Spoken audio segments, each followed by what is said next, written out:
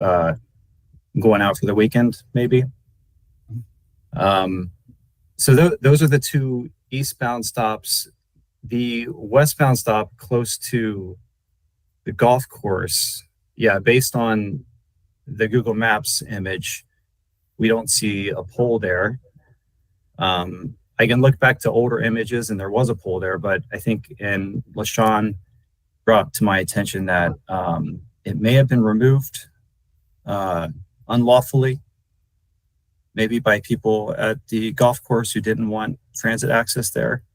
That's maybe a factor, but that would be something we'd want to look into to see why it was removed and why it's removed without them telling us. But so yeah, that's the ridership. I don't know of the history though, as far as why I didn't want transit access placed at that location, but other than the fact that, yeah, there is no guardrail there. I think one, yeah, we could, consider removing it from the route. Another, I mean, I guess one thing to keep in mind is that the bus is already going to go down that way anyways. And so if someone is depending on that bus stop, I'd be slightly hesitant to kind of take that off the route. Yeah, and I'm not proposing taking it off the route.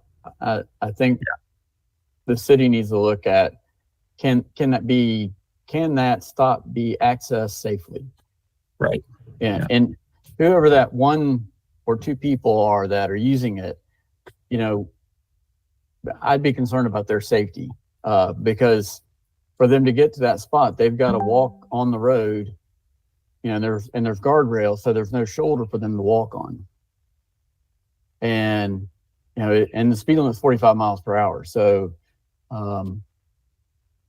yeah, I just think that would be a concern. Yeah, absolutely. I'm not sure what can be done about it, but I was just surprised to see where it was, and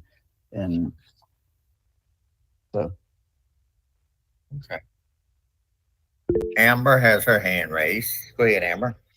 I just want to thank Colin for bringing this up, and I guess the nice thing is that we can take a look at this, and I don't, from an operational standpoint, and sometimes we take site visits to these places. We didn't have enough time to go out and look at the site from when you brought it up, and I don't know if LaShawn and the operations team have any input.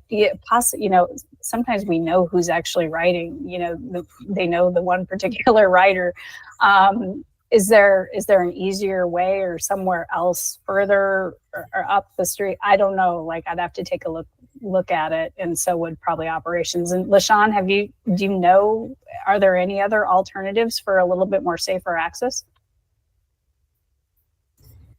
No, looking at it, there isn't one. There is one at Manna Food Bank.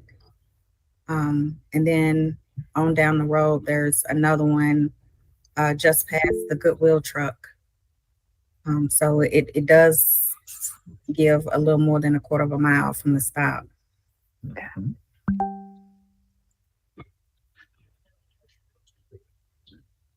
Okay. Thank you, LaShawn.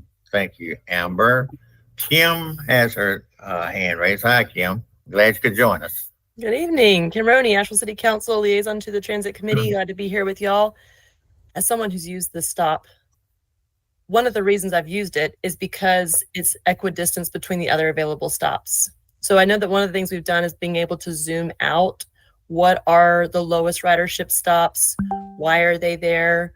When we've done that in the past, usually there's proximity to neighborhoods, so housing, grocery stores, or other resources. This location is one of the ways that you can get to the nature center the back way. It's the access for the Beverly Hills neighborhood.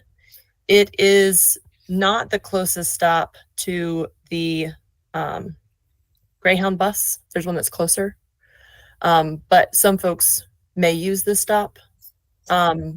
So a lot of times if we're thinking about not just one stop, but looking at maybe the inventory, you might want to just like see if maybe staff have a plan for what long distances in between stops, because one of the reasons I've taken the stop is if I were to get off before or after, it would be a long distance walk to the Beverly Hills neighborhood or the WNC Nature Center.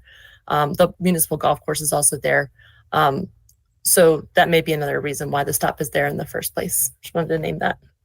No, I appreciate that. And I think that's why we're real hesitant seeing that people are utilizing it and knowing that. And we haven't really had to take a really good look at it. I'd be hesitant to just pull it, but try to improve the access if there's a way we can do that. So Yeah. I appreciate your input. Colin's also getting to like a really good point too, is infrastructure at ridership stops that are higher. Yeah. Like how many people are using it is a great question to ask. I know that we, a long time ago, when I was on the transit committee, we tried to get a bus shelter at the downtown stop by Pritchard Park. And it's one of the highest ridership stops in the city, but there's not somewhere to stand if it's raining. So things like that could be really helpful to that bigger picture. Okay, Colin has his hand raised. Thank you, Kim. Colin? Yeah, in point of correction, so the two stops I was actually asking about was 422 and 432. I may have transposed the numbers and said 423, which is the stop closest to Azalea. Mhm. And that was not a stop that I was actually concerned about. It was 422 and 432, which are both close to Kensington, and not the one over by Azalea, because that one is, and it's close to a park and the nature center and everything else. So, thanks. Okay. Kara has her hand raised. Go ahead, Kara. To Kim's point about the top stops, I see Chris, I'm guessing, added it to one of the reports we got with the 10 top stops. And I actually have a note that would love to discuss that when we get to it, about what they look like for what we know are our top 10 stops as far as seats, shelter, ADA accessibility, good signage, and like a sidewalk. So I don't know if we just want to get to that when we come to that in the meeting, or while we're already talking about it, if we want to do that now. Harvey, I'm not sure what's the right procedure, but would love to talk about that as a group. Another stop besides the one on Swananoa Road, is that what you're saying? No, one of Chris's reports in one of the tabs has a new feature this month that has the top 10 stops. I think he'll get over. Yeah, but whenever I'll covering that later, Chris. Cool. Yeah. And Colin, that could have been easily my fault too for pulling the wrong stop. Yeah. But I do have a list of the ridership, and just for the record, 432. It's at the most one passenger using that stop, if at all, for the weekdays and weekends. Yeah. But yeah, just to throw that out there, Colin, so you have that information. Maybe the same person using 422. Yeah, right. Okay. And also while we're on Swananoa Road, you remember the stop that I showed you, Chris? But you also take a look at that at the very top of the road. I appreciate it. And Kara, Chris will cover that when we get to it. Thank you. All right, let me move some of this junk out of my way. All right. Old business, moving on down. City of Asheville Art Comprehensive Operations Analysis. Staff will provide an update to committee members on the art COA solicitation, goals attached, RFP released on 8/13/2024.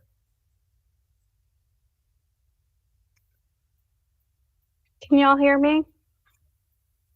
Since I'm Yeah. sharing, okay, great. Since I'm sharing, it just shows the presentation and I am unable to see your faces. So This is just a really informal update about our request for proposals for the ART Comprehensive Operation Analysis.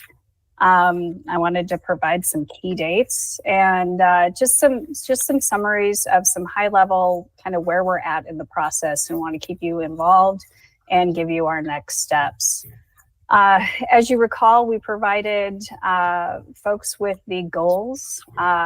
They were those bulleted goals and objectives. We shared those with the Transit Committee in May and June. I believe they were also included in the July agenda. We did staff issued the RFP last Tuesday. Some of the key dates that we will be working with on that is we have an optional pre-proposal meeting on Thursday, and our proposal deadline, they're due to our office and to the city September 17th. We linked the RFP to the Transit Committee agenda, and it can be found on the city's bid opportunities page. I linked it to this and we can send this out. I just put this together so we could kind of look at a little summary of it. Just part of the scope of work, an overview is that we're looking for an innovative analysis of our ART services and to recommend mode and program changes that will help us improve our service efficiencies, our effectiveness and performance, apply and align our resources where they are most needed and were identified in our community, and modernize the transit system based on current and projected conditions within our area. It's going to the study will look at the impacts of roadway, land use, and demographic changes that have occurred in Asheville over the next 10 years or occurring in the next 10 years that will affect public transit service in Asheville, and to make recommendations for improvements in the near term, short term, and long range. We want to see short and long range direction in terms of our existing service, our cost neutral options, immediate improvements, service expansion, the equipment requirements, and the future facility needs of our service delivery. We want to consider a spectrum of service modifications based on data analysis, our public input, and other modifications identified in the COA development process to enhance service quality and reliability, increase our ridership base, and complement the service area's growth goals. We also want the evaluation to include alternative service delivery models, environmental responsibility by evaluating and recommending our appropriate vehicle size and types, which would potentially include low to zero emission options. And also looking at financial sustainability by evaluating our current and projected financial needs, funding options, and potential efficiencies and service enhancements. And this would be looking also at our 2018 transit master plan and looking under that as well as a guide for us for the future. Some of the key deliverables in this, and this is just a really high level overview. You have the link. I think it's a 23-page document. Some of the deliverables that we'll be requiring each step of the process.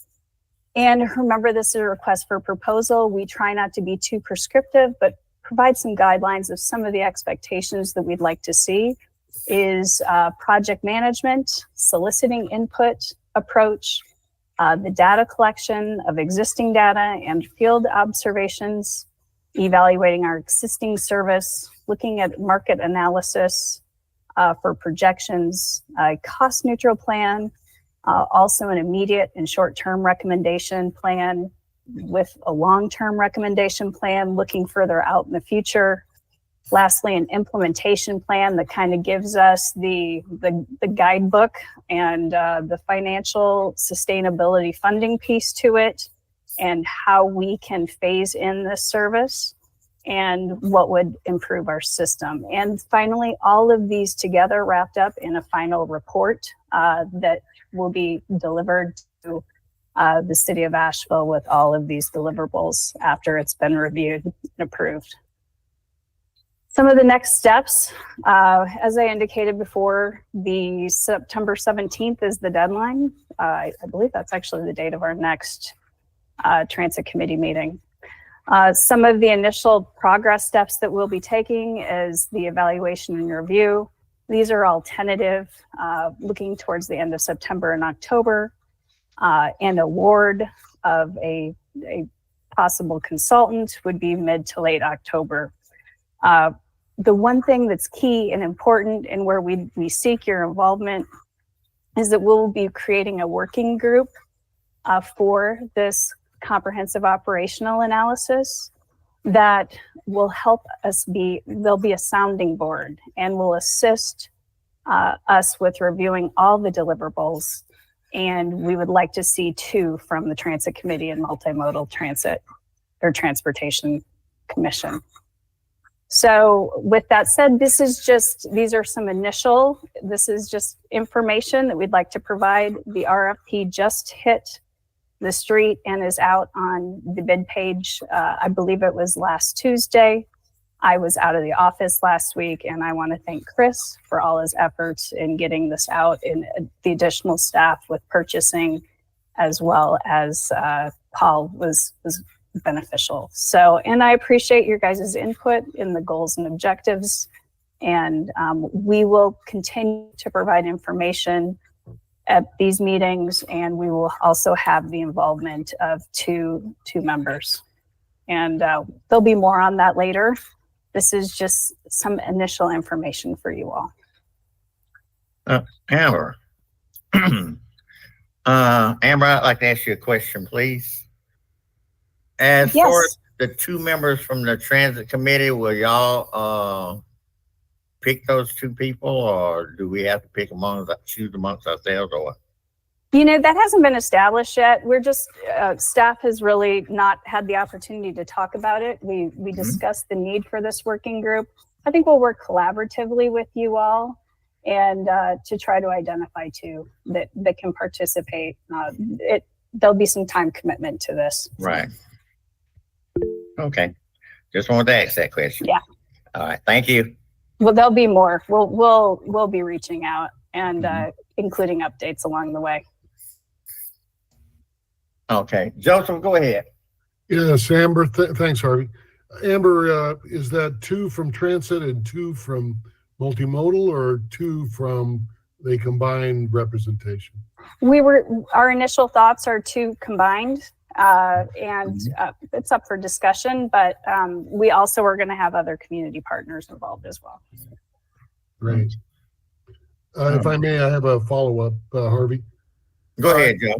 Amber, on the bidding, how was it issued? Was it placed on does the city have a routine bid page that prospective contractors can view and respond to? They do, the city, and they also send it through some of their channels. And then we also include it on Transit Talent and some of the transit portals for procurement and solicitations that the vendors routinely go and look at. And I will also be providing this link out. We're members of NCPTA, and I will send this link out to the vendors, all of them in the business group, just so we get the word out. I think the operative word is comprehensive. Yes. It's a big nut to crack. Good luck. It is. Thank you. All right. Thank you, Joe. Are there any more questions associated with this? Okay. Transit committee, moving on down the agenda. Transit committee retreat information item. Committee members to discuss recent planning activity of upcoming retreat and potential date and time frame of the retreat. Joseph, go ahead. Forgive me, Harvey, backing up just a moment. Amber, what was the budget projection for the contract on the COA? I've forgotten if you've referenced that before. We have a budget projection of about 300,000, but that, that would also include a pretty comprehensive survey that the onboard survey. So, but it remains, we'll see what we get. Thanks. I thought so. I wanted to make sure. Mm-hmm. Forgive me, Harvey, go ahead. All right. We can back up a little bit, Joe. We ain't in a hurry. Thank you for that question. Okay, moving on to the Transit Committee Retreat Information item. Committee members to discuss recent planning activity of upcoming retreat and potential date and time frame of the retreat. I saw an email that Chris had sent out. I didn't get a chance to digest it all. Chris, did you want to give us an update on those? Y'all had some dates and times or whatever. I didn't get a chance to get into the days as far as that is concerned. Yeah. Well, the email that I sent out today was basically for the subcommittee, the retreat planning subcommittee, to meet with some of our staff to discuss, the retreat itself, our goals, and kind of land on an agenda for the retreat. So yeah, we'd like to meet with them and with you all, the subcommittee, and so we can get the discussion started. Okay, Chris, because I didn't know whether everybody saw that or not because my phone is a little bit slow, and I said everybody probably got that before I did, but I thought it was around 5:00 when it came on my phone. So did the rest of my committee members get that email? So this was sent out just to you, Harvey, Kara, and Colin. Yeah. Just the subcommittee. Okay, yeah, just making sure it's clear. Yeah. Thank you. Okay. Chris and Colin, did y'all get that? Yes. Okay, thank you. Paul has his hand raised. Paul? Yes, Mr. Chairman, I would suggest that you call on Kara Wheeler. She is chairing that subcommittee for this committee, and she's really pretty excited about it, involved, and we've spent a lot of time with her. So I think it'd be helpful if she could give us a quick update. If it's okay with you, Kara. All right. Kara, go ahead. Thanks, Paul. Thanks, Harvey. So I think from the last time we met, we did the doodle poll and did a second round doodle poll. Y'all are some busy people, and we really struggled with availability between us, staff, potential facilitator, and there is one date that everyone, one person is available. I think it was just Elaine. It was originally, when we first looked at it, was supposed to be maybe could make it happen, and is a that got changed, and that is not all the way till November 8th, for the first time that the whole group, almost the whole group, is available. So that's the date we're looking at, is November 8th. And I apologize, Chris and I chatted about that last week, and I said I would send that out, and I did not. So apologies to everyone for that delayed on that one. But that was November 8th. Chris, you don't happen to have that time locked in, do you? 10 to 3? 10 to 3. Yep. Yeah. And actually, it's 10 to 3 or 10 to 2. I think we said 10 to 3. I'll have to check. Okay. May not take the full time. Yeah. So we've got the same agenda layout that we had fleshed out that we showed everyone either last meeting. I showed that to everyone in July.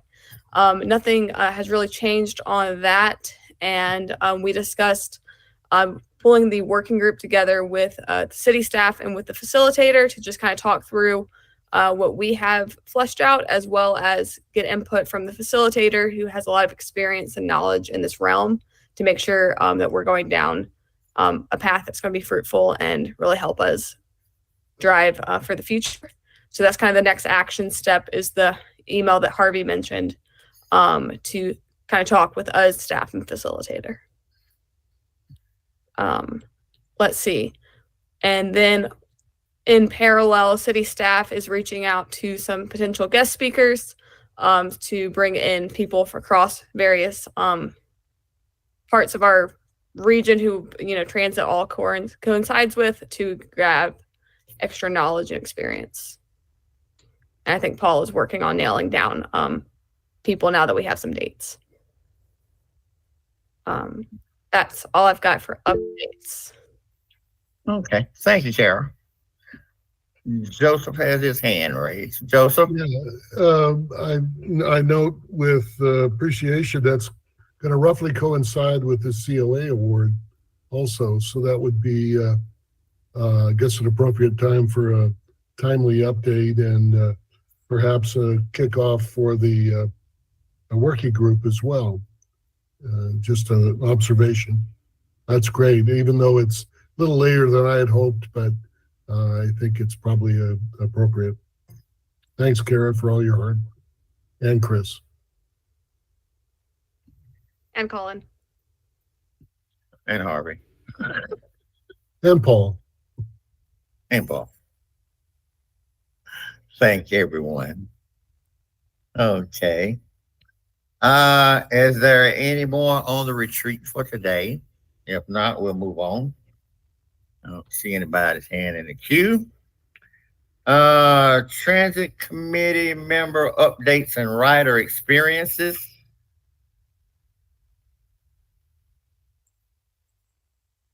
Okay. Kara has her hand raised. Go ahead, Kara. So I used the S3 at the airport and just pretended like I was a person who didn't know anything about the bus. Asked the help desk if there was a bus, how do you get to it, how do you use it, all that good stuff. And really, without prompting, the person at the help desk at the airport had all the right answers. They knew where the stop was. They knew when it was coming. They handed me a information thing. They told me it was $1 in cash. So major shout out to airport staff. At least that person was incredibly trained, incredibly knowledgeable. So that was awesome. I didn't see any visual signage there as far as, there's a lot going on with the airport as far as their remodeling. They have a couple like not handmade, but like clearly not permanent signage to get people to rental cars and stuff. I would love to see that potentially for the bus. And I know we have the digital screens at the transit station that just kind of has next bus, all that really great stuff. The airport has a digital screen that they're already cycling through stuff. Would it be possible for us to get a slide in that slideshow, next bus in 30 minutes? Took me 4 minutes to walk to the sign to get to the bus stop from when I popped out. So just a couple of thoughts there, but really I was not expecting that from our airport partner, and that was really awesome for him. Okay. Thank you, Kara. Joseph has his hand up in the queue. Yeah, Joseph, Kara. Lane will be behind you, Joseph. Kara, I think you were looking over my shoulder. We arrived from Anchorage last night, and I did the exact same thing, inquiring at the guest relations booth. They had all the right answers, but it was too far for us to drag our luggage up to the stop. So we ended up using an app service. But regardless, they had all the right answers, and as you say, I think signage or some better announcement of the service available would help tremendously. And of course, we're under construction, so there's a lot of work going on there. It was very helpful though to hear the knowledge base of the guest relations. Thanks. Glad that was helpful to y'all. Elaine Barnes and then Colin, please. I just wanted to commend you all for thinking to ask at the airport information desk. I use the bus to go to and from the airport, and I agree with you, signage would be helpful, but I just think you did a great thing to check out what the airport staff knew, and I'll remember to ask them next time to be sure the next staff member can answer all those questions. Okay. Thank you, Elaine. Is that it? Okay.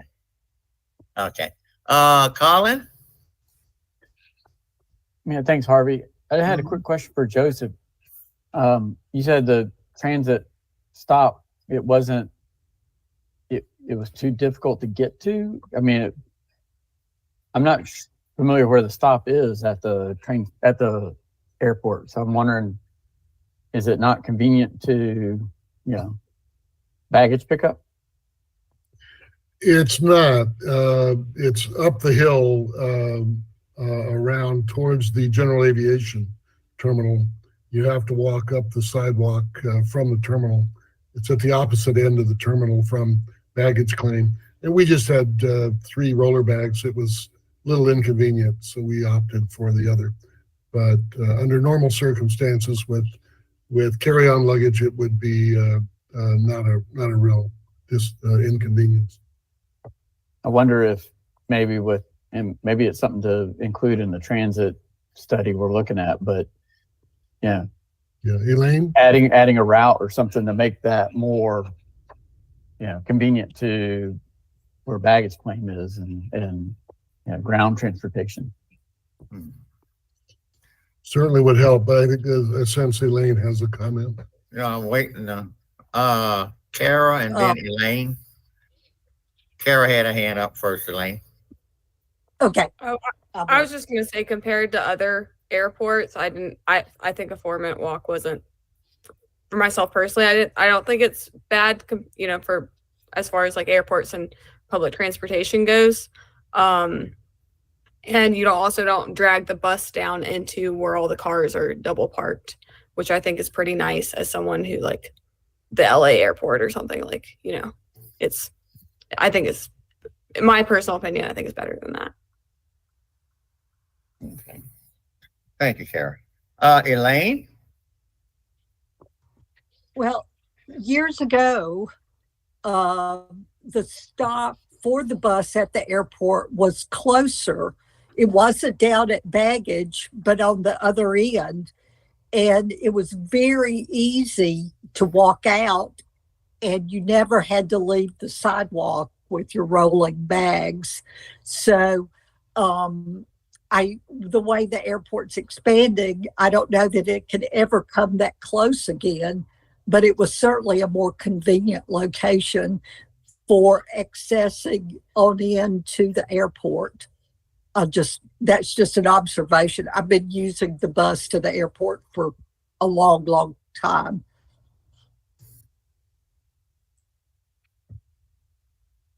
Thank you, Elaine. Joseph and then Amber.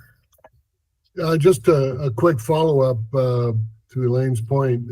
I remember that earlier stop, but with regard to the airport reconstruction, it's as those of you who've been there have seen, it's quite comprehensive. And I'm wondering what discussions you have had, Amber and Chris, with the airport authority as far as how the bus will be incorporated in the master plan of development.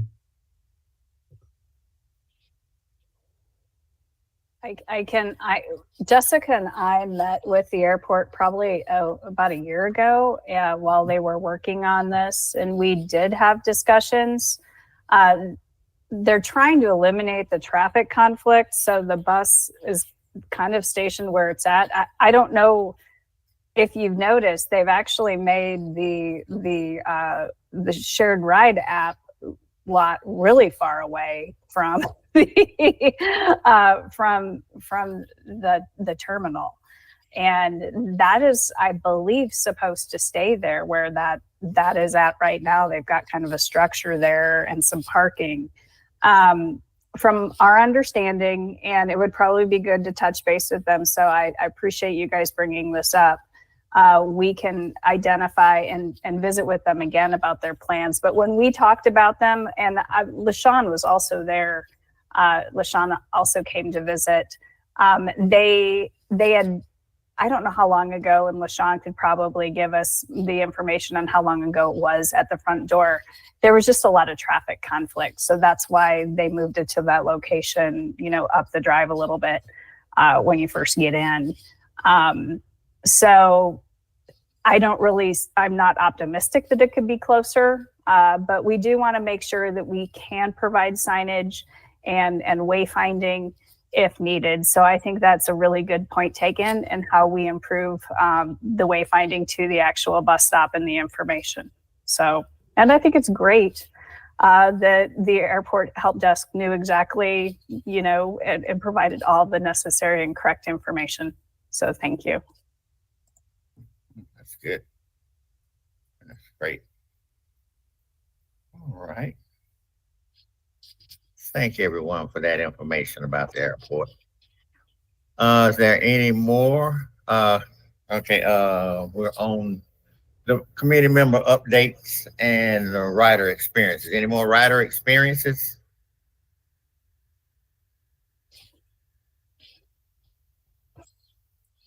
All right, it's time for me to take off.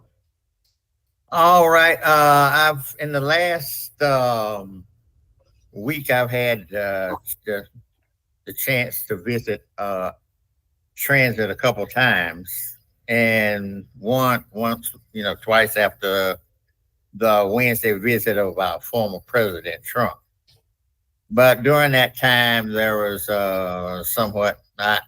That was a favorite question I wanted to ask all my drivers when I got up there a couple of days after the visit. I was wanting to know the challenges that they had, information that wasn't shared with them. I know why certain information wasn't shared because of security reasons, but how much turmoil was created in their life during that day. Because I'm a people person, and that really concerns me about what they went through. And I asked certain questions. I just asked them, I said, how was last Wednesday for you? That's all I wanted to ask the different drivers. How was it for you? Some of the drivers were given no heads up on information. That was from 3 separate drivers. No detours were given. 5 buses were shut down.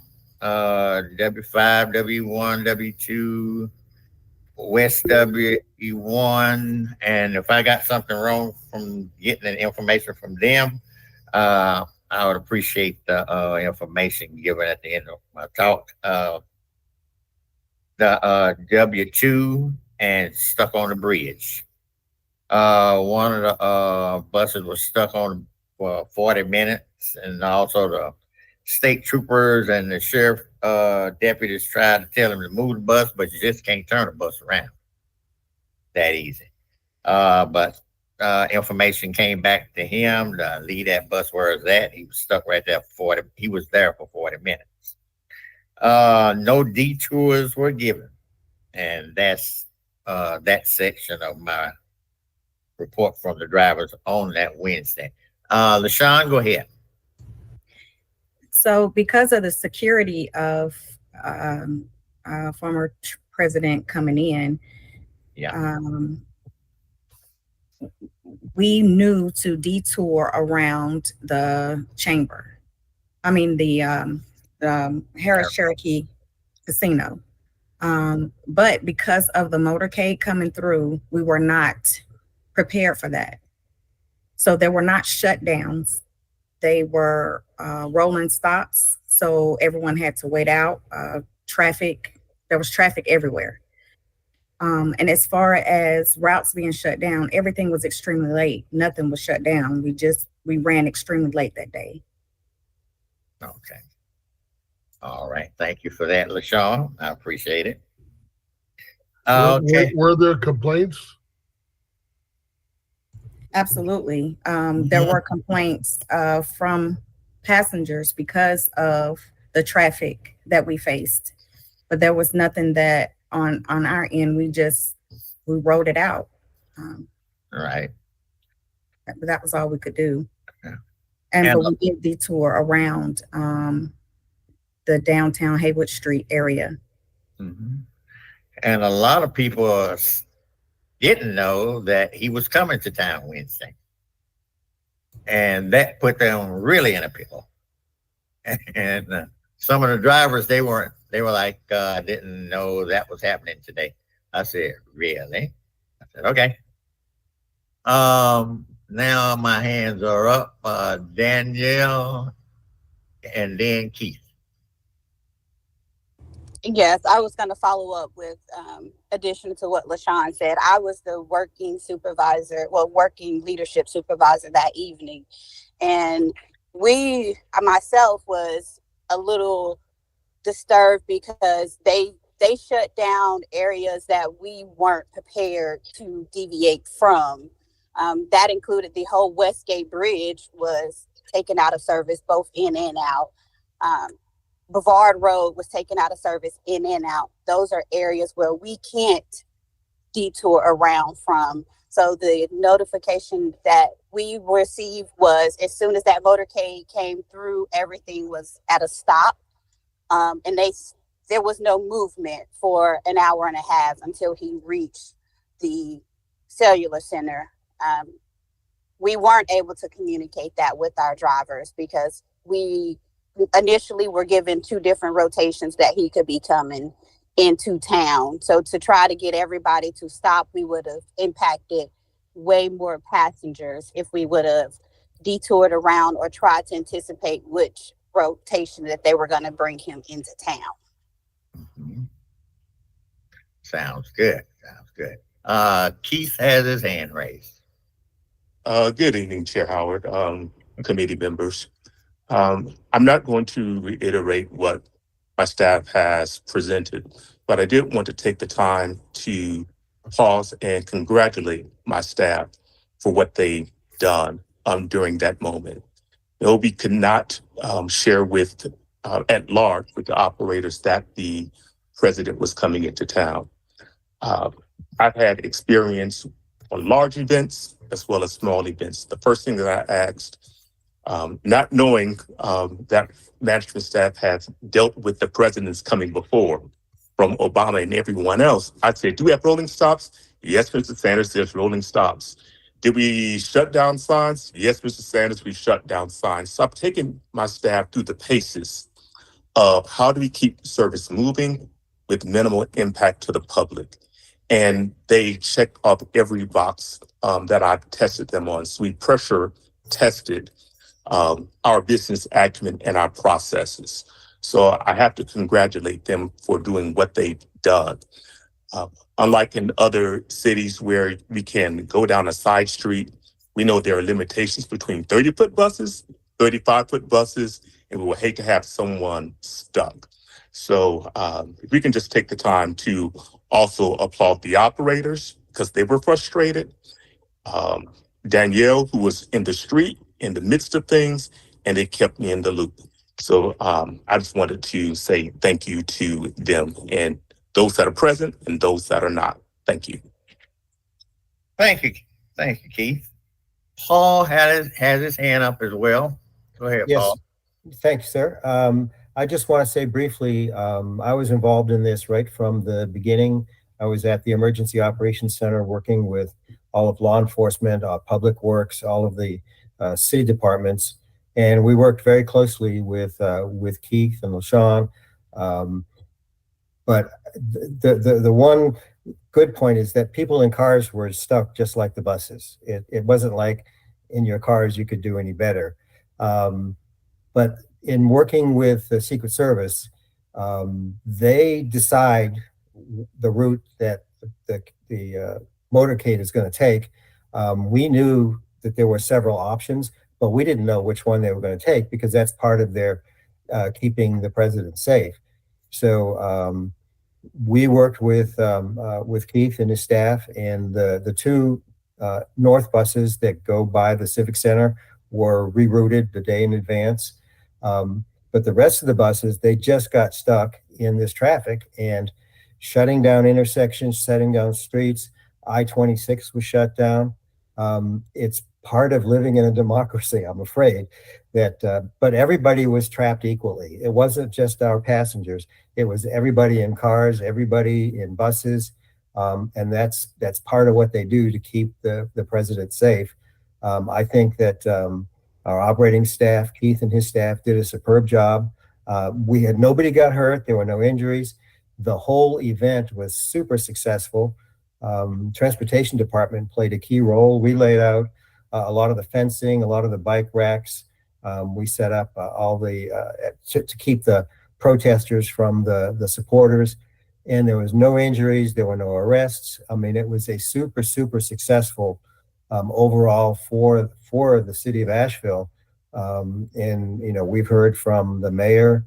I'm sorry, from the city manager, who commended everyone for a great job. So we all really should feel good about that, because they don't always go this well.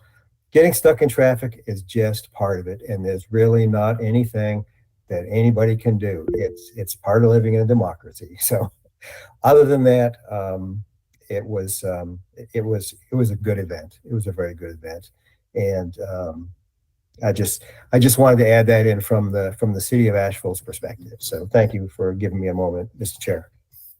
Thank you, Paul. I appreciate that, Joe, saying former president. I saw that caption you put up there. And yeah, Paul, that got to me too. I said former president. But anyway, just to touch on what Paul, Keith, y'all said, I was necessarily happy with the situation, the way Asheville handled it. And they put part of the group down in Pritchard Park. They had the other group right across from Harrah's. They placed those big concrete barriers out. They put those fences up, and it separated the crowd. It separated the bad ones from the other bad ones. And it wasn't a bunch of cussing and stuff like that. Had a few incidents where a few people got rowdy, but all in all, the city of Asheville handled it well. But I appreciate the conversation, but I had to hear it from my drivers because I love my drivers. I want to hear from them and what they had to say. And I knew the rest of the thing about security and all that. That's just something that it should come natural to you. But when the city, part of the city doesn't know somebody of that importance is coming, I don't know what they be listening to. During that time, you shouldn't go anywhere. I said, I'm staying home. I didn't want to get out there, but I wanted to get out there to have that experience. But I said, I don't think it's going to be worth it. But I stayed at home and watched. Don't think it be. But like I said, we did good for our part. The city did good as a whole. I'm glad of that. And after that, I have several sections that I was going through. Let me get back to where I was at. Okay, no decent management. Like I said, all of this is has to do with my 2 visits that I went to transit. Management, the drivers wanted to see more of Keith.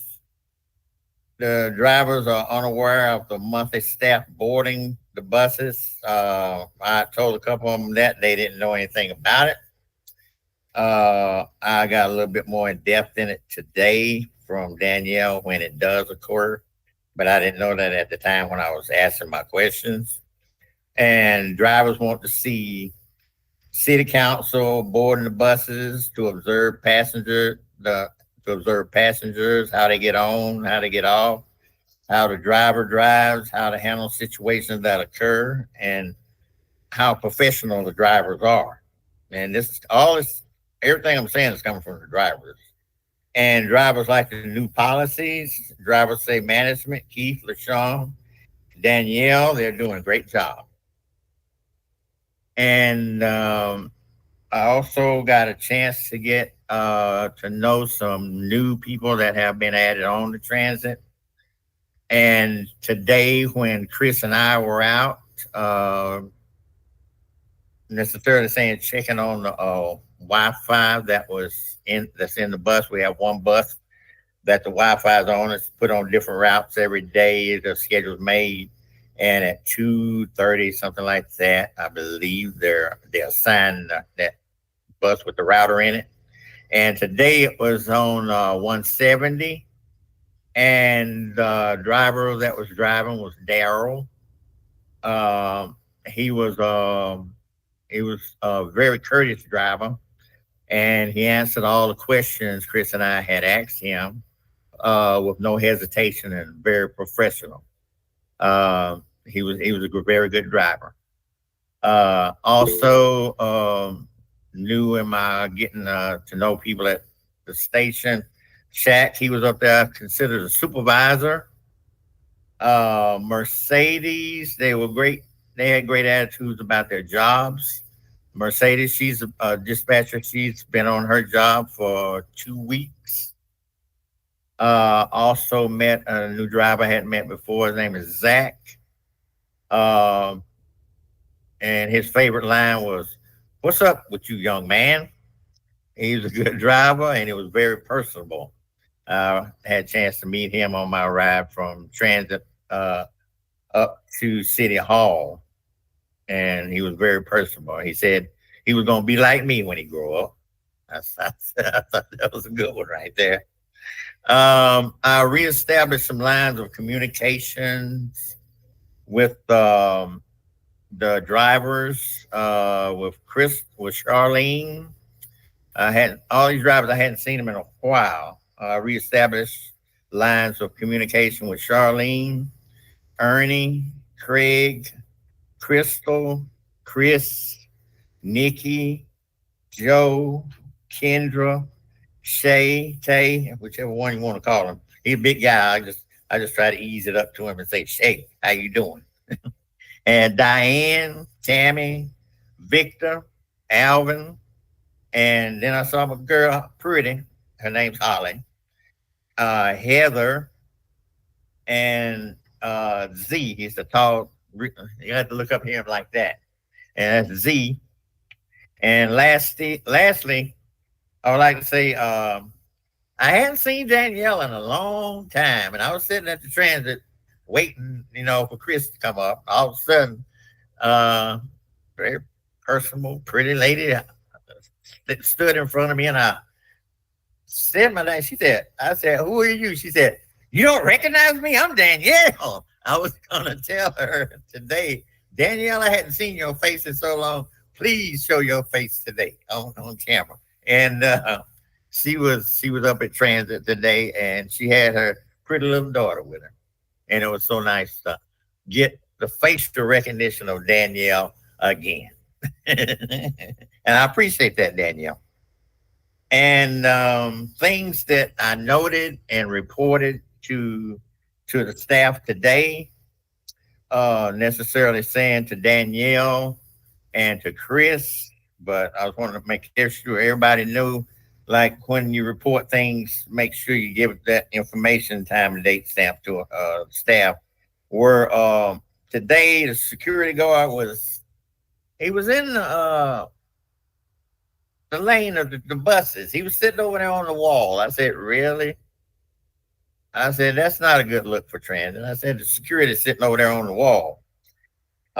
He consistently sit over there, and he stood in the lane of bus traffic. But he did that from the time I got up there before 9 o'clock this morning to when I left after 1. And supervisor up there necessarily told him not to do that. Danielle said they've had instance, they've told him that before, but he still was the way the dispatch said, it just goes in one ear and out the other. I said, "Well, it doesn't need to be like that. He can't stay in the lane of traffic where the buses are at, and he sits and stands there."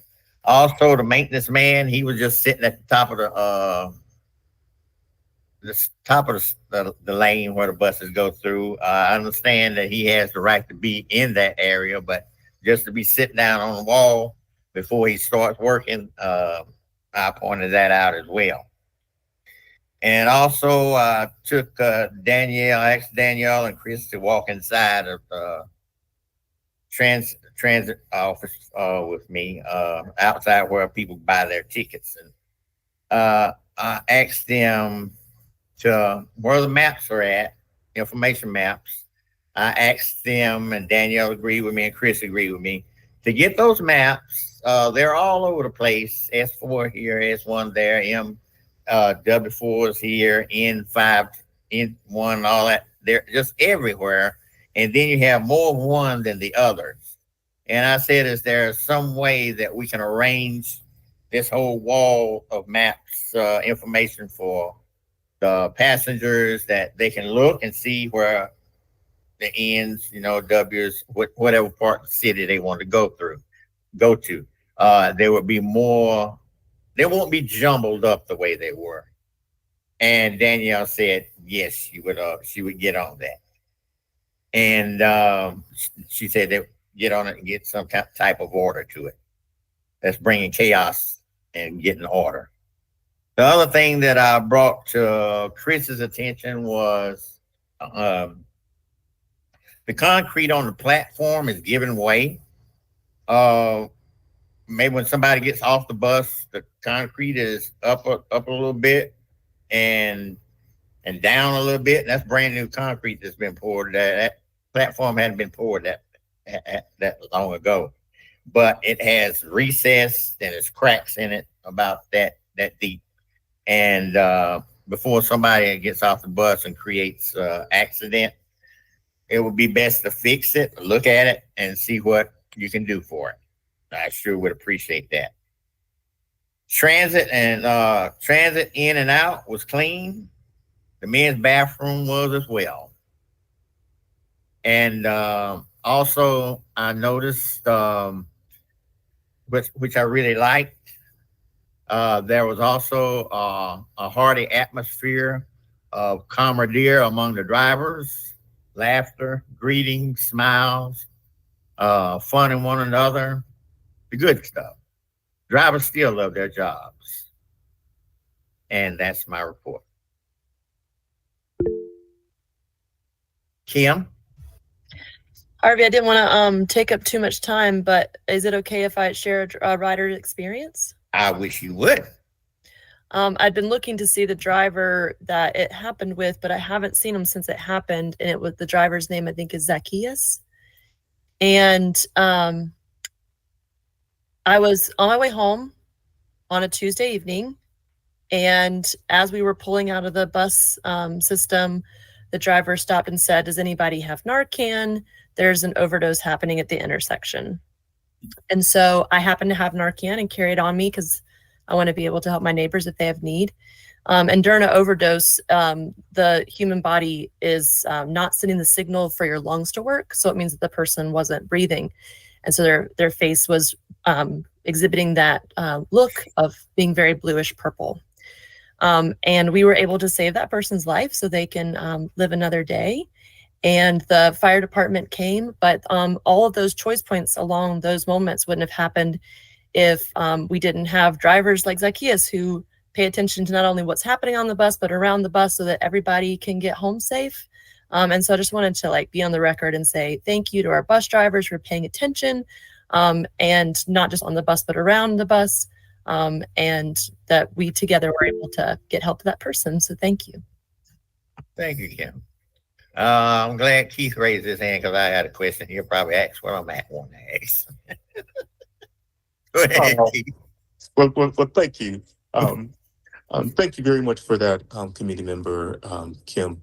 We do like to take these opportunities to recognize the operators. Of course, we have an employee of the quarter, but anytime operators go above and beyond the call of duty, we like to also respond to that as well. So we will identify Zacchaeus and share with him his accolades and reward him accordingly. Thank you very much for sharing. Okay, over to you. Yeah. Like I said, I wanted to tell him myself, and I hope I get to see him again soon because he drops me off regularly by City Hall, and I just hadn't had a chance to say hello and thank you to him yet. But it was the combination of his quick eyes and our firefighters showing up in time. So thank you, and please do share my gratitude with him. I will share with Amber that for the next meeting during acknowledgements, we will send him an invite. And I think he would appreciate that. We will give him an invite and hopefully he will concur and he will join this meeting. And that will go along with anything else RATP management already does for him. But thank you very much. Thank you. I think that's my same Zach that said he want to grow up and be like me. Because he was a very personable person. That was him. And he's smart too. And he's smart. So who else should he be like? Who else? Thank you, Keith. And thank you, Kim. Amber has her hand raised. I just wanted to thank you for bringing this to our attention. And this is not an isolated issue and an incident, and just the importance of operators that have eyes and ears and are paying attention to their situation. That situational awareness can save lives. And this does occur along bus routes and transit centers all across the nation. And it's just an honorable thing that our operators do. And we really appreciate it. And particularly, we'd love to recognize Zacchaeus. Is that what his name is? If it makes sense, I'm happy to send a note to the city manager too to elevate that. I would appreciate that, and I think so would Keith and his team there. It's really important, the good things that are being done and the helpful and to be of assistance. So thank you so much for recognizing that. We appreciate it, and thanks to Keith and the team. So I appreciate it. Same. Thank you. Mm-hmm. That was great, my man Zach. Okay, are there any more rider experiences that anyone would like to give us an update on? Like I always said, I love my drivers. I just love them. And I love transit. Moving on. Departmental updates. Oh, I meant to say one other thing before we move on to departmental updates. Bill, I believe he joined us. Are you still here, Bill? Because I saw his name on my screen that he had joined us. I don't know whether he went off or not. But Bill said he was here. Well, a few anyway. Departmental updates. Monthly transit updates. Staff will provide an update of recent upcoming activities. Art ridership report. Staff will provide updates on the FY25 ridership reports. The other two, I hadn't had a chance to write them down on my sheet, but I'll give it over to city staff. Well, Harvey, I'd like to just take a little time, and I guess I would really like to take some time to recognize our interim transportation director, Paul Ballard. This will be Paul's last meeting with us in his capacity. I mean, I hope he joins, and I clearly want to rope him into other endeavors that we've had in transit. But Paul's time and his interim transportation position and his guidance and leadership is coming to an end at the end of August. I believe next Friday is his last day with us. It has been a great experience to work with Paul. We really appreciate his support and guidance. When they indicated that they were bringing him in, I had heard about him and had never worked with him. So Paul's a nationally recognized leader in the transit industry, and it's been extremely beneficial for transit and our transit committee and team to be under his direction and guidance, just only temporary. Under his time here with us, he has provided just some really great advice and leadership. There's been a lot of initiatives done. He's kept myself and the transit staff engaged and moving forward. And there's been a lot of key activities that have been completed. There's been two active RFPs. We've wrapped up our triennial review. There's been some high-level discussions between the county and the MPO in regards to 5307 funding. Just a lot of good that has taken place and forward momentum. So we appreciate that. We appreciate your help. And it's an investment in his own community. So I just wanted to thank him and recognize him for the time spent here. Oh, he just got here yesterday. Go ahead, Paul. Well, I would like to thank Amber for those wonderful comments. I did not know in advance that she was going to be making them, so I don't have a speech prepared. So other than to say it's been a great honor to work with with all of the folks at the City of Asheville, with the members of the Transit Committee. I've thoroughly enjoyed my time, and Amber knows that she can call me at any time if I can be of any assistance, any advice, any counsel. But it's been a great experience to work with RATP Dev, the City of Asheville, and the Transit Committee. So thank you very much for all of the time that you all put into this. It's what makes a good transit system, is getting everybody involved and everybody being supported. So Amber, thank you so much for those comments. And I thank everyone else on the call for their time and their input. It's been a pleasure. Thank you, Paul. On behalf of my constituents, I thank you for your leadership and guidance. I'm gonna still try to get him involved in some of our volunteer committees, because we now know that he's taking a little time off, but we also want you to enjoy your family and take a break. I think he went from one gig to this without a little reprieve from it. With that said, thanks again, Paul. And other items for the transportation department, I don't have many. A lot of our efforts were spent on the operations, the COA, the comprehensive operations analysis. We will provide additional information, and there'll be information in the memo on an update on that at the next committee meeting. We can actually probably provide you some real live information on how many proposals we have, but that's probably, we won't have time for any review. So that'll be included. We are also working on actively on the RFP for our transit operations and maintenance. And we're in the process of hiring a consultant to help us on the technical document of the RFP, as well as to help guide the process and kind of facilitate the selection and evaluation. So there'll be more to come on that. We have not made this selection yet, but plan to very soon. That will also be included as an update for you all on the transit committee. There's a few other items. We did wrap up the triennial review. We heard that they are going to close it out. All of our deficiencies have been addressed. We don't have a formal letter, but I do have it in an email. So those are some of our key activities.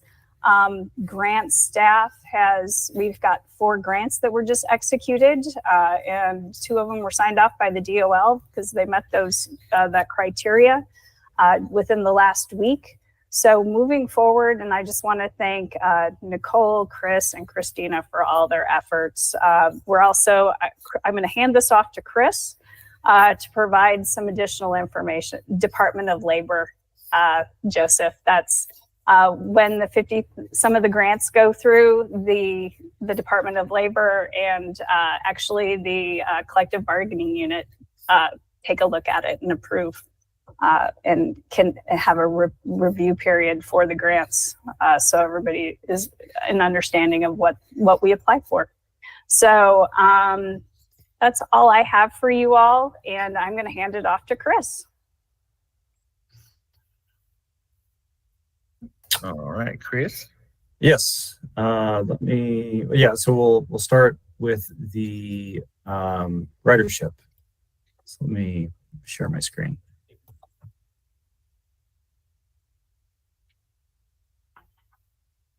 So this is the fixed route ridership. This is a new file so that we're going to start looking at FY25 specifically. I think I will add the FY24 here just so we can look at FY23. But I'll do that before the next meeting. So yeah, all we have right now is the first month of the fiscal year, which is July. It's here at the top. We were at 147,990 riders in July. Last year we were at 124,000, so that brings us up approximately 19%. So that's up 23,909 passengers just in the month of July. I think just what we have here, we have these 2 pie charts. The one on the left is all of FY24. one on the right is just for July, but you can see the proportions are the same, or very similar. So I think we're on a good track.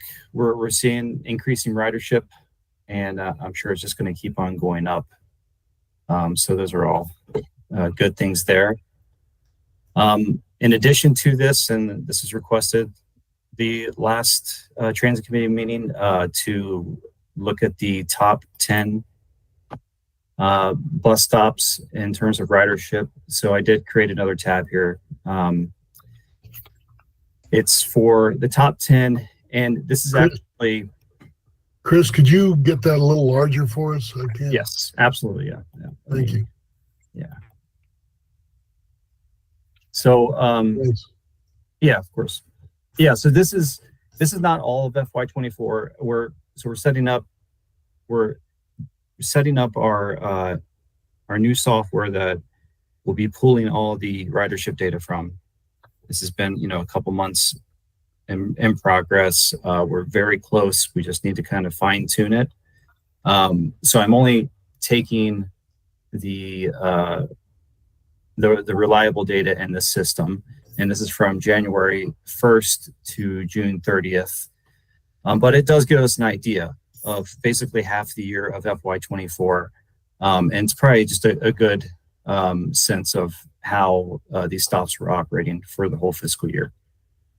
So I've divided it by weekday, so all weekdays, Saturday, and Sundays, or Sundays and holidays, since those are both categorized as the same service day. So we have here the stop ID, which is our 3-digit number that we put on stops, and this information is displayed on Google and all the transit apps. The stop name, and so the total average is the daily average ons and offs for this time span here. So Art Station, no surprise, it's the highest one with approximately 3,500 passengers. And then this is kind of basically just divided in terms of, how many passengers are getting on, how many passengers are getting off. In addition to that, I'm listing all of the routes here that are served by these stops here. So just between all these different service days, most of the stops are going to be the same, maybe slightly in different order. So I think all of these, there's really no surprise here as far as I'm concerned. These are the ones that, we know there's higher ridership at. Sometimes these are the ones that we didn't have more issues at because of the high ridership here. But yeah, I think that's basically it. If there's any more information that you want me to provide, I know Kara, you had some comments about the the amenities. Kara has her hand up. Go ahead, Kara. Yeah, thanks, Chris. Thanks, Harvey. Yeah, love this, Chris. Love that we're starting to look at this so we can kind of take a targeted approach potentially for, either which stops do they have a place to sit? Is there shade or a shelter? Is it ADA accessible? Are there good sidewalks? And just is there signage good? I have to say something about signage. And so just start looking at, especially the ones that we know there's people at. Is there a place to sit? Is there shade?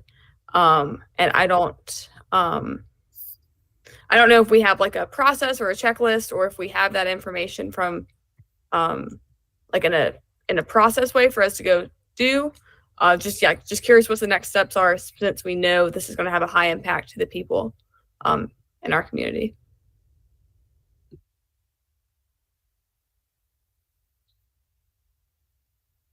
Chris, you're muted. Okay. So yeah, I pulled this up since you had mentioned it earlier in the meeting. I think this covers all those stops. Now, this is a bus stop inventory. What I've realized is that there are some issues with this inventory list. We are going to be hiring a transit apprentice who'll be with us for a year. The plan is to have them start on September 3rd. And I think one of the main projects that they'll be working on initially is to kind of do a full like system sweep of the bus stops in terms of, just making sure the inventory is correct, but maybe finding a way to catalog images of them so that we can capture the actual sort of condition of the signs. We can note that there is a sign, but it would also be nice to kind of get an idea of the condition of those signs if they need to be replaced. So we do have a document like that. This is in the works. And of course, we're noting, whether there's a shelter, bench, bike, ramp, sidewalk sign. There's further on down, there's ADA pads. A handful of our bus stops are in the bus stop improvement plan.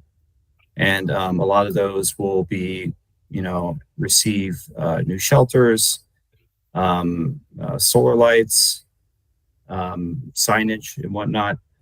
So yeah, this is sort of what we're working with here. And the plan is to have the transit apprentice and I kind of get really into it and kind of get our baseline for where we're at, because I think that's extremely important. And then we can look at a path forward, I think. Colin has his hand raised. Thanks, Harvey. Mm-hmm. Chris, you mentioned the bus stop improvement plan. Yeah, that's we received a grant to add amenities to bus stops throughout the system. I think the grant was received, I think, in 2020. And so there were a handful of bus stops. Well, I mean, there were quite a few bus stops included in that. And my predecessors kind of created some of the framework to prioritize certain bus stops, to decide which ones will receive shelters, solar lights. So our really hope is this is a project that has kind of falling to the side just due to other projects. With the transit apprentice, we're thinking that this is going to be one of their main projects, working with me, of course, and hopefully getting this underway. So yeah, that's sort of a general idea of it. Is there an action plan with that, or is there anything that can be shared with the committee? I'm not sure. Amber, do you? I think Paul has his hand raised, and I know, Paul, I'll let you speak because I know you've been working on an effort to have us work with capital projects now that they're fully staffed. So I'll let you share that information. Okay, go ahead, Paul. You're muted. Thank you.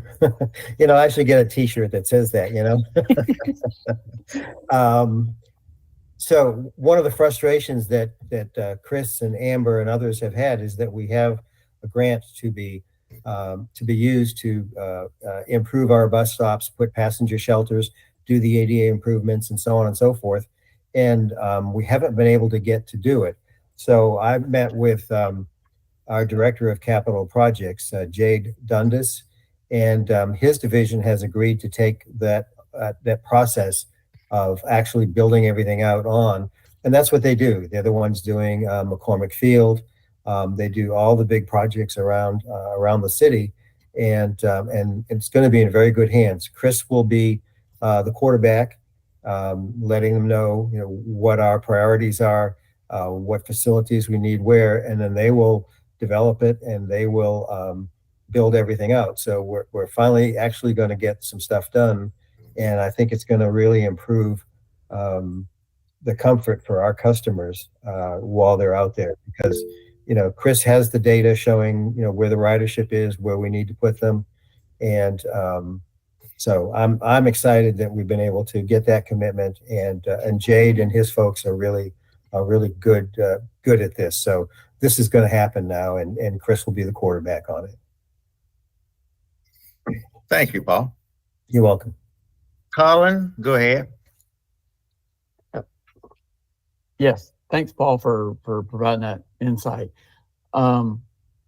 Chris mentioned that I guess the grant was from 2020, and assuming it's maybe a federal grant, does it have any kind of expiration on it? I mean, we aren't at risk of losing it in the next 6 months, 12 months or so, are we? I can speak to that.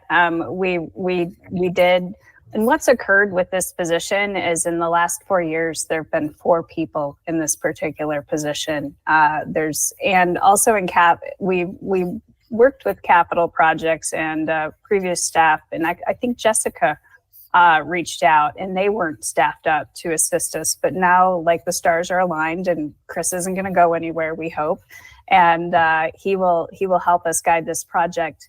When we did the grant, hadn't been obligated when I started, so we were able to obligate the grant, which then it is not going to lapse, so we can utilize the funding. So we have $1 million to improve bus stop amenities. Granted, it's not going to go as far as we probably initially planned due to the cost of construction and products and supplies, but we're really looking forward to it. And Chris has been looking at kind of the phased plan.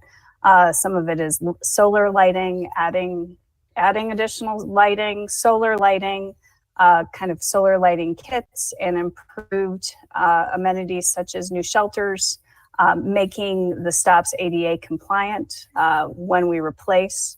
Those are all factors and part of these projects. And each one will be a little bit unique in terms of what their needs are. But we will be moving forward. I believe we're going to work on a kickoff meeting with capital projects in the beginning of September. Sounds good. I'm glad you said one line, Amber. Really, really glad you said one line, because I told Chris that today. I said, you're not going anywhere. We talked about this, that, and the other. We got to that somewhere along the line. And I said, you ain't going nowhere. We just got you. You ain't going nowhere. Yeah. So that put that in stone. Okay. One thing that I was looking at, population density. One of my members had something. Was that you, Kara, about population density? Or who was that? I thought they had a question last month about that. I'm not sure, but I thought it was you, Kara. Joseph? Well, I have a question. I don't know if I raised it last time, but the population density maps that are shown there seem to focus only on population. And I want to make sure that, and I know we all are, but I want to make sure that as you use this data going forward in prioritizing possibly route changes or service requirements, that the increase in tourism and hotel occupancy are somehow reflected in this density mapping. For instance, the S3 only shows a small, as you would expect, a small population, yet the demand, if we can increase airport usage, I suspect would be much larger.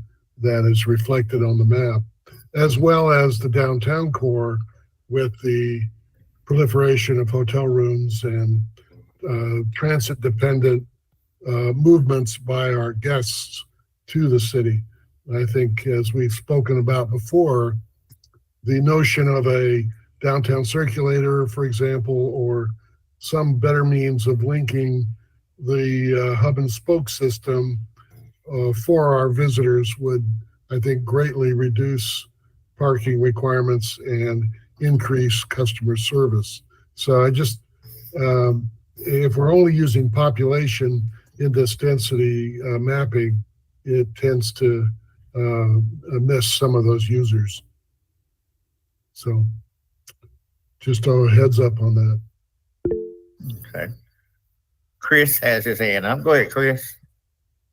Yeah, so I think this density map was requested at the last transit committee. So that's why I'm presenting that information here. There's a lot of metrics that we can include. I'm using a remix planning software that brings in census data. So any of those sort of demographics that are caught by the census data, we can bring in. And a lot of there's like there's hotels, there's hospitals, there's all that stuff. But when you start adding them onto the map view, it gets a little crowded. So yeah, just with this and some of the other views, I was just being very specific to the density. This view here is transit dependent density. So yeah, like if there are requests, and we will use these in our like service planning. But if there's a request to see more information, I'm happy to provide that for you. Provide that to you. All right. Kara? First off, really appreciate you pulling this together. This is awesome to look at and really just great data, I think, for us to be looking at. A couple of questions I had when looking at it was the first one for the density threshold. And where we're looking at that, just from a quick Google, it seems like only the far to right bars might be where is a normal, or is where other cities are aiming for threshold for fixed route services. And just was curious what City of Asheville was looking at, and yeah, don't know a lot and would love to know what. I know y'all have a lot of knowledge there. All right, so are you talking about the little rescale or the scale here? Yes. Yeah, you know, I'm not sure if there's some sort of aim for the city. This is automatically generated by the program, and you can kind of reset it based on your image or your view of what's on the screen, this sort of geographical area. So I'm providing two of those red maps here. This one is, I'll say, more accurate to the biggest parts of the city. And it's, you know, it's factored by population divided by miles squared, or square miles. This one, it's just rescaled differently. And I did that because it was a little easier to see. So yeah, I really don't have a lot of control for this scaling here, but yeah, I'm not sure if the city has kind of landed on goals for that. Okay, Kara? Yeah, I think I was looking at the top one, Chris, was the metric that I saw, or sorry, the one up above that. Yeah. And then Paul or Keith, I know, are there are there things we're looking at, or things we're looking at in alignment with like the zoning committee? Just really curious how this works, how we're bringing all this together. Amber? Just to provide a little information, I believe some of this is captured in our master plan, and I don't have those numbers real handy. But this in some communities and in transit systems, they have a service planning standards that talk about like the ideal route, and when you're establishing routes that, you know, the population density should have this many people per mile, you know, residents per mile. We have yet to see that there's been anything established for the city of Asheville, but part of this COA will give us some really good guidelines and some really good data on where we're currently serving, and possibly look at like future service development and looking at kind of what our average is and what is our above average and what we'd like to get to in terms of those service standards, but we don't have anything set in stone in terms of service planning. And probably what they did is in the transit master plan, when they phased those service enhancements, all of this was taken into consideration. And we can take a look at that, and it'll be revisited with the COA, but we'll get some information when they go into their analysis and pull some of this data on a route level basis, a route segment basis. Kara? Thank you, Amber. Thanks, Amber, for that clarification. Yeah. Chris, I had a data request for you on the blue graph that shows individuals who use transit to get to work, which seems like a pretty core service for livability. I was curious if like the section like the W6 that has incredibly high density or this dark on the scale, if the times that people were using the bus differed, if we needed to think about the bus timing, or not timing, but like the length of service. Are people really using it more in the mornings or more at night, as we're like reflecting out like maybe service jobs or very, I don't know what differences there are. And if that really here, just trying to learn and see like how we're using this to drive to help serve our community. Yeah, I can definitely look at times of day and specific days, see if there are spikes anywhere, to see what the trends are. This area we provide, it's W6, we provide 30-minute service. So I guess in a way it makes sense that this area is more transit dependent because there is more access than some of the other areas. But yeah, that's something that I can pull together for our next meeting. And these are also this type of level analysis is done in these COAs, and it will help guide where we can provide efficiencies as well as enhance service, and where our high performing routes are in terms of an equity lens and some of these key census figures and statistics. So that will assist us in the process, and it'll provide additional information to us in future decision making. Okay. This is just this was requested at the transit committee, so we provided the information. We have not done a lot of analysis on it, but we did want to provide you with the request so you could we could take a look at it. Thank you. Yeah, Thank much you. appreciated. Thank you. Yeah, I knew there was some interest there because it was brought up in our last meeting. Okay.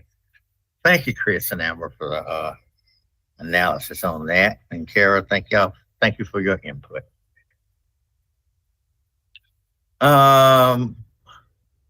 What about moving on down to vehicle roll calls and switch outs? I was wondering about that switch outs.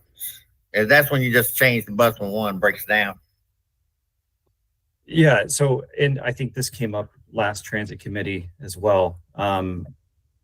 Carrie, you asked for a simpler way to view some of the vehicle information. I know the PDFs aren't for how many vehicles we have. It would take a long time to kind of comb through a lot of that information. What we did here in our spreadsheets, let me pull it up, was basically just to define two key metrics of a road call and a switch out. And I have the definitions listed here and the tab that's labeled charts. So I created this in Excel, and I learned that it doesn't translate to Google Sheets. So a lot of this stuff won't even be, you can't even use any of it, won't even show up in Google Sheets. So you have to have Excel to use that. So if this is, well, anyway, yeah. So this just allows you to kind of look at vehicles you can look at a set of vehicles to get a sense of maybe some trends, or, you know, how many of the Proterras have we been switching out? You know, just to kind of get that idea, looking back over the last fiscal year. And then, you know, this is just sort of like the raw data coming from here. So just, I guess this could be used to look at it from, you know, high level. I know it doesn't provide a lot of information, but I at least wanted to, you know, provide you all with something. Yeah, that's basically it. I don't know if you had any comments.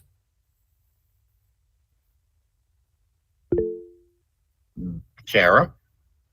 Yeah, really appreciate you pulling this. I haven't looked at it in detail yet, but really excited that it's here to start to look at. Appreciate it. All right. Colin? Yeah, I mean, it looks like you've got some really, you know, granular detail now. That, you know, you could do some really good analysis on, you know, buses and routes and time of day and everything. It's good. Mm-hmm. Yep. Okay. Thank you, Chris. Of course. And Kara and Colin. Moving on down the agenda. Operations updates, art staff, RATP Dev, General Manager update. Art General Manager will provide updates. You're up, Keith. Again, good evening, and thank you very much, Chair Harvey. I want to start with some housekeeping issues. On September the 9th, we will bring aboard our new safety manager. Her name is Sharice Glenn, and that will make our TP Art key personnel 100% complete. So we are very, very happy. What Ms. Glenn will bring is TSI, TSSP certifications, as well as an array of qualifications and experiences working for MARTA as well as Metro in DC. And we are very excited to bring her on board. For our September meeting, I will request to add her to the agenda and allow everyone to introduce themselves to her. Our community engagement, is very interesting when bus operators want to see more of the general manager and management staff. Normally they run. So I'm going to preclude when they say they want to see more of me, meaning they want me to gain weight, because that's the only way they would see more. That's the only way they would see more of me. They say they want to see you, Keith. Oh, well, that's interesting. My staff has concluded the last week of June and all of July interacting with the operators on the platform. We have taken the buses, we have driven the routes, we've interacted with the operators on some of the things that they've complained about, and we have seen things through the operator's point of view. And how that has materialized is we've seen a decrease in accidents, we've seen an uptick in bus operator engagements, and we've had a couple of operators that have come to Danielle specifically stating that they now understand the direction that we are trying to take ART and bus operations with the level of engagement. We've seen an uptick of bus operators that are interested in being line instructors, dispatchers, supervisors. They're applying for these positions. So I'm very happy with my open door policy as well as my staff. But as of August the 21st, they're going to see even more of us because we also have community engagement rides.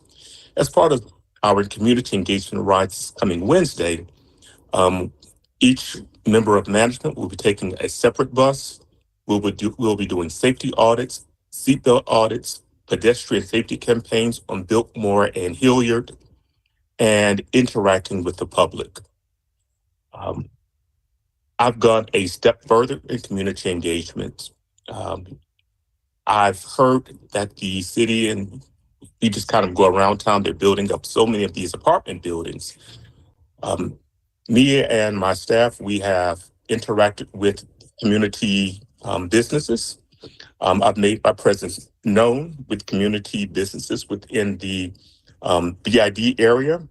And surprisingly, they didn't know the array of things that we're doing.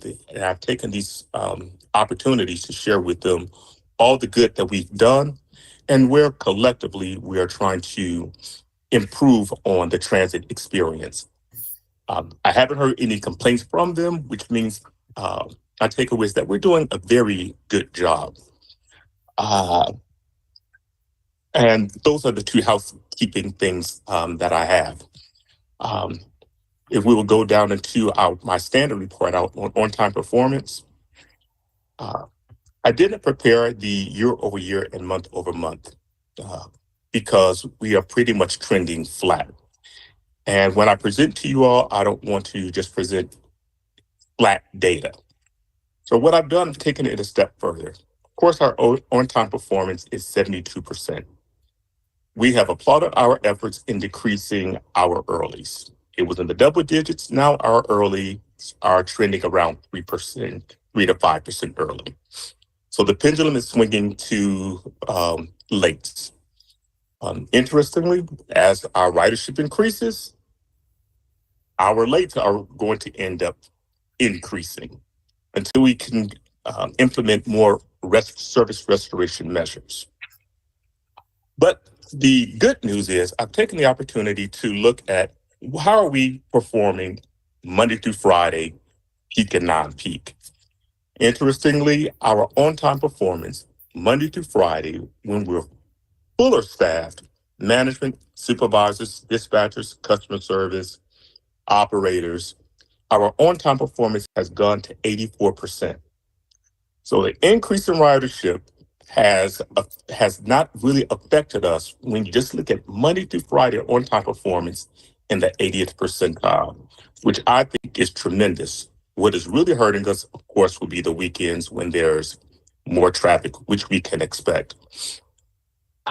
So if we could take time to applaud those efforts as well. If we aren't doing as bad as the metrics may think that we're doing. So I just wanted to take the time to highlight that we are in the 80th percentile if we just look at Monday through Friday, the full revenue service data. Mm-hmm. Our maintenance KPIs, we are at 100%, and that 100% represents Scott Young, who is our maintenance manager. We're at 100% of preventative maintenance. So the maintenance and the road costs that we're experiencing are going beyond that.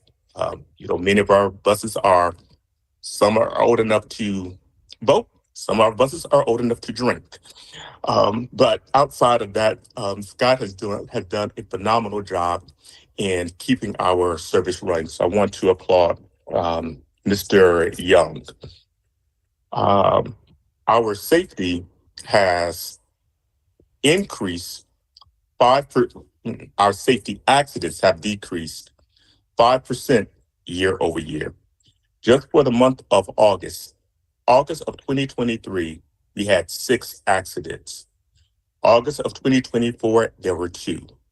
We've had 1 preventable, 1 non-preventable. So I have to recognize our director of fixed route, Ms. Aiken, who has been split in half like an atom. She's been the director of fixed route as well as the director of safety. Yep. So we can take a moment to recognize what she has done as well as the other members of RATP ARC in recognizing these wins. Thank you. Thank you very much. Superwoman. Our revenue volume, which is the commitment to the community to run all of our service, is at 100%. I have to recognize the assistant GM, LaShawn Abraham, who I have witnessed get aboard a bus, and as the AGM, she's operating a bus to ensure that service is protected. And some of us may not recognize that, but the staff that RETP Dev Art has, we're going above and beyond what has been the call of duty. Last year, our revenue was 90%. That's how much volume we put out last year. This year, we are at 100%, and we call it a bad day when we're at 99% revenue volume. So I would say that we're winning. And for the sake of time, I wanted to get to the complaints, specifically your complaint, committee member Colin. We took your complaint extremely seriously, as we do all of our complaints. The first complaint that we had was the operator going too slowly, and we wanted to confirm if the operator was pulling out late, intentionally delaying service, just what was that cause. This particular operator is just an extremely safe operator. He's, I don't want to say overly cautious, but he's making sure that he crosses his T's, dots his I's. He hasn't been delaying service. His history throughout is just being cautious, and that causes him to run late beyond our standards. But we have not seen that he has been more than 10 minutes late. Anytime an operator is 10 minutes late, management will take some sort of service restoration action. 30 minutes late, it becomes more aggressive. But he is running within that 7 minute, and we are preaching to the operators service over schedule. So we have to be very cautious telling operators, we need you to hurry up, and then it becomes an accident. But I've asked Danielle if she can have a supervisor where you take the bus between 7:30, 8 o'clock in the morning, and if you would like, you would have an opportunity to speak with that supervisor, if that's something that you would like. But I've had that implemented. So we're going to have that implemented, and hopefully you will have the opportunity to connect with the supervisor, and we can monitor service at that particular location. So if you'd like to talk with me offline, please feel free to reach out to me and my staff, and we can coordinate that. But that will be in place this Thursday and or Friday. And the last complaint that you had is we have identified the operator, and the appropriate measures have been implemented. So we do regret the experience, but we are working very diligently to correct the behavior and continue to turn around the culture at RETP and Dev Art amongst the operators. And that is all that I have. There aren't any questions, but thank you very much. That concludes the GM's report. Thank you, Keith. Sounds like we're doing great. Thank you. Appreciate that. Under your leadership and guidance, we'll do more great things. We are looking forward to it. Thank you. And I also like to commend Danielle and LaShawn on the things that they do, because I know LaShawn, if there's a shortage of driver, she'll jump in the driver's seat and she gone. And she does. You ain't got to ask her twice. She gone. Yeah, that's why I told her she cannot wear high heel shoes, because she'll be on the bus in a minute. So yeah, no high heel shoes, no skirts. Yeah. But she is a tremendous asset to the team. Yes, asset. Yes, she is. She's that diamond. She ain't in the rough. Not at all. That's charcoal. Yeah, and then she bringing Danielle up the same way. Yes, sir. It's called succession planning. Yes, sir. All right. I appreciate everything, Keith. I appreciate everything staff does. Are there any questions for Keith? on his updates? Good satisfaction. That's what I like. Kara. Keith, really appreciate the update, and also really appreciate you digging in that next extra layer to really see, what's going on and what information you can glean there. So that's awesome, and just really appreciate the update. Thank you. Thank you very much. Thank you, Kara. Appreciate that. Okay, moving on down to Rat Dev reports, on time performance. Rat Dev reports. Reports. Does anyone need any explanation on any of those for the month of July?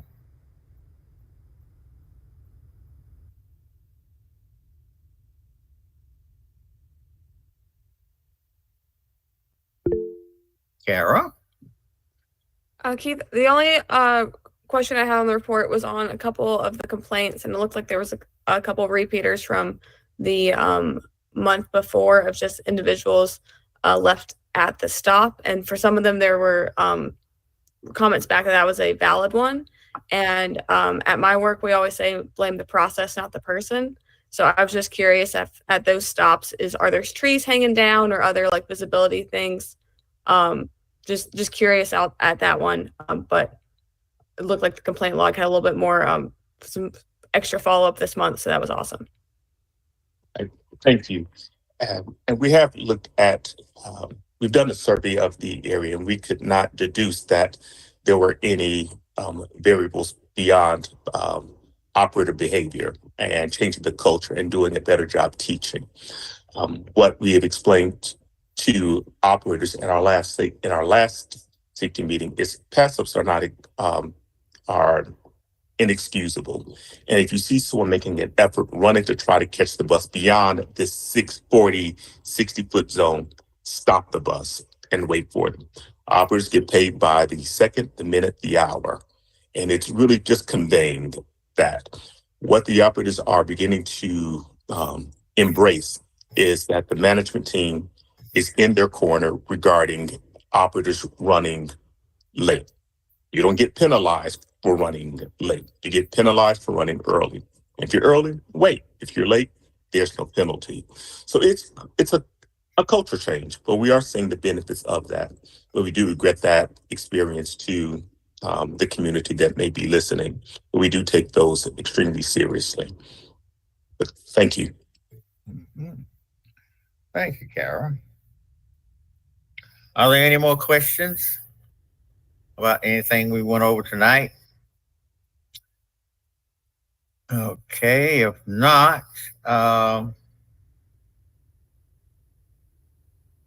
just like to say one other thing to Keith. And like I said, I appreciate everything. I like that tie that bow tie you wearing tonight. I bought mine. I haven't added them to my repertoire yet, but I'm working on it. I can't hear you.